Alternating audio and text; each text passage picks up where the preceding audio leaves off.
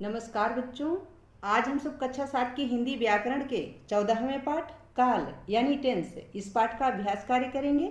क्योंकि इस पाठ को हमने पिछली वीडियो में पढ़ लिया है, इसलिए इस वीडियो में हम इसका अभ्यास कार्य करेंगे।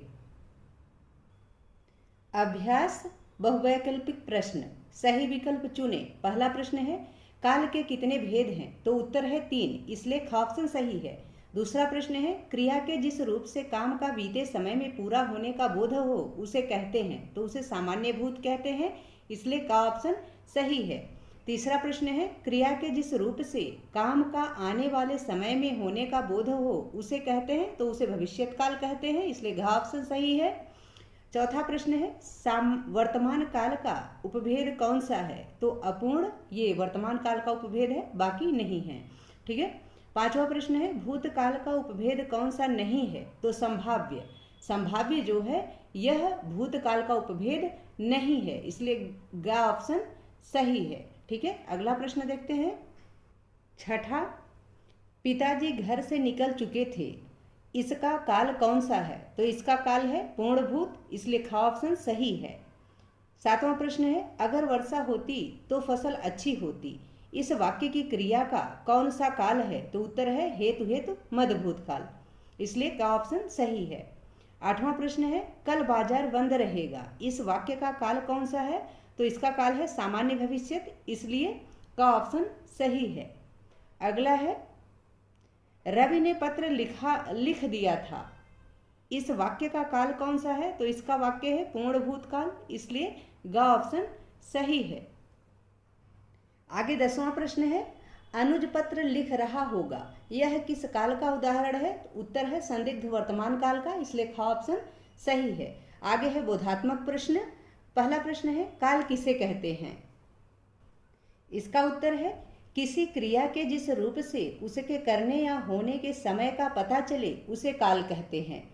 दूसरा प्रश्न है काल के कितने भेद हैं? उदाहरण सहित लिखिए। तो उत्तर है काल के 3 भेद हैं। पहला वर्तमान काल, जैसे मैं पढ़ता हूँ, बच्चे खेल रहे हैं। दूसरा भूतकाल या अतीत काल, जैसे राजेश दिल्ली गया था, वे हॉकी खेल रहे थे। तीसरा भविष्यत काल, जैसे मेरी बहन कल आएगी, पिताजी बाजार जाएंगे, ये भविष्यत काल का उदाहरण है। ठीक है। अगला प्रश्न देखते हैं। तीसरा भूतकाल के कितने भेद हैं? उदाहरण सहित बताएं। तो उत्तर है भूतकाल के 6 भेद हैं। पहला है सामान्य भूत, जैसे हम चिड़ियाघर गए। दूसरा है आसन्न भूत, जैसे वह नहाकर आई है। तीसरा है अपूर्ण भूत, जैसे सोहन खेल रहा था। चौथा है पूर्ण भूत, जैसे वर्मा जी ने पत्र लिखे थे। पांचवा है संदिग्ध भूत, जैसे अब दुकान बंद हो चुकी होगी। छठा है हेतु हेतु मध्यभूत, जैसे यदि वर्षा होती तो फसल अच्छी होती। ठीक है। अगला प्रश्न देखते हैं। चौथा वृत्ति किसे कहते हैं? इसके कितने भेद होते हैं?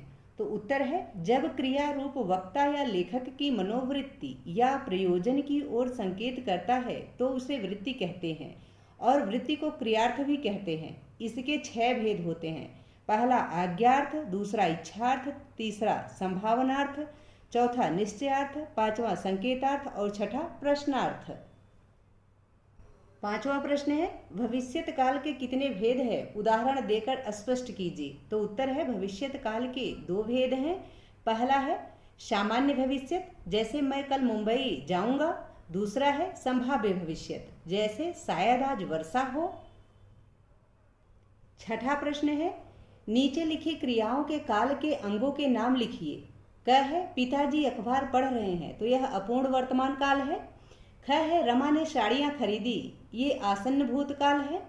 ग है शायद कमला बुआ आई हो, तो यह संदिग्ध भूतकाल है। घ है सुमेधा गृह कार्य करती होगी, यह संदिग्ध वर्तमान काल है। ङ है यह मार्ग जालंधर जाता है, यह सामान्य वर्तमान काल है।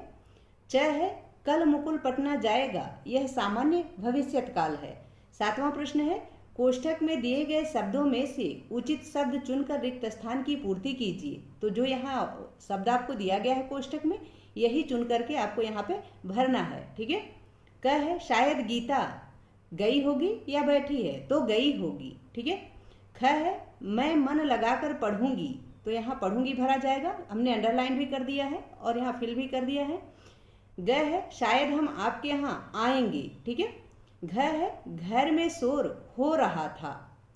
ङ है पुस्तकालय में विद्यार्थी पढ़ते हैं, ठीक है। इस प्रकार से 7 प्रश्न हो गए। 8वां प्रश्न है, नीचे दिए गए वाक्यों में पक्ष को पहचानिए और भेद बताइए। क है हवा बहती है, यह आवृत्ति मूलक पक्ष है। ख है राम स्नान करता है, यह भी आवृत्ति मूलक पक्ष है। ग है वे जा रहे थे, यह नित्यता बोधक पक्ष है। घ है भीड़ बढ़ती जा रही थी, यह भी नित्यता बोधक पक्ष है। 9वां प्रश्न है, उदाहरण के अनुसार बदलिए। उदाहरण जैसे उसने मुझसे सवाल पूछा तो मुझसे सवाल पूछा गया, इस प्रकार आपको बदलना है। क है उर्मिला रोटी खाएगी, उर्मिला रोटी खाएगी तो उर्मिला ने रोटी खाई। ख है माँ दीदी को प्यार करती है तो माँ ने दीदी को प्यार किया। ग है उसने काम कर लिया, उसने काम किया।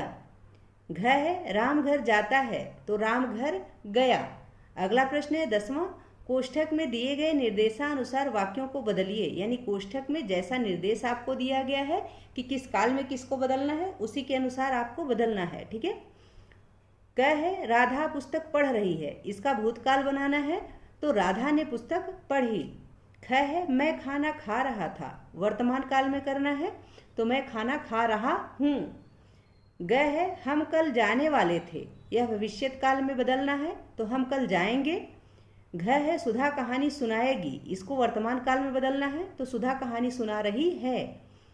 ङ है टीवी चल रहा है, इसको संदिग्ध वर्तमान में बदलना है तो शायद टीवी चल रहा होगा, ठीक है। अगला प्रश्न देखते हैं 11वां, नीचे दिए गए वाक्यों में क्रियापदों के नीचे रेखा खींचे तथा उनके सामने उनका काल लिखें।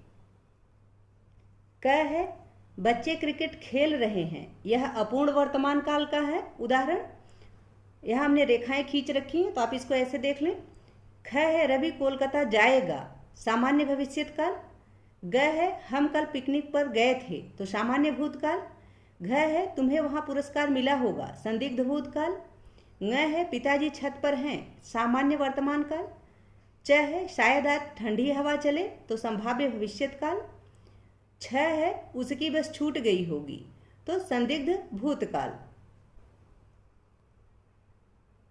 आगे है 12वां प्रश्न, सही वाक्यों के सामने सही तथा गलत वाक्यों के सामने गलत का चिन्ह लगाइए। तो आपको सही के सामने सही का चिन्ह तथा गलत के सामने गलत का चिन्ह लगाना है।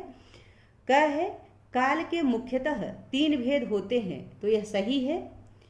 ख है क्रिया के जिस रूप से यह पता चले कि भूतकाल की क्रिया अभी समाप्त नहीं हुई थी उसे हेतु हेतु मद भूतकाल कहते हैं तो यह गलत है। ग है आने वाले समय को वर्तमान काल कहते हैं, यह भी गलत है। घ है भविष्यत काल के 2 उपभेद हैं तो यह सही है। ङ है भूतकाल के 4 उपभेद हैं तो यह भी। आशा है कि यह पाठ जो हमने पिछली वीडियो में पढ़ाया है तथा इसका अभ्यास कार्य जो इस वीडियो में कराया है आप सबको बहुत अच्छे से समझ में आ गया होगा। यदि पाठ से संबंधित या वीडियो से संबंधित कोई सुझाव हो या आपकी कोई क्वेरी हो प्लीज़ कमेंट बॉक्स में अवश्य लिखिएगा। वीडियो पसंद आए तो उसको लाइक करें, शेयर करें। चैनल पर नए हैं तो प्लीज़ इसे सब्सक्राइब अवश्य करें। बहुत बहुत धन्यवाद।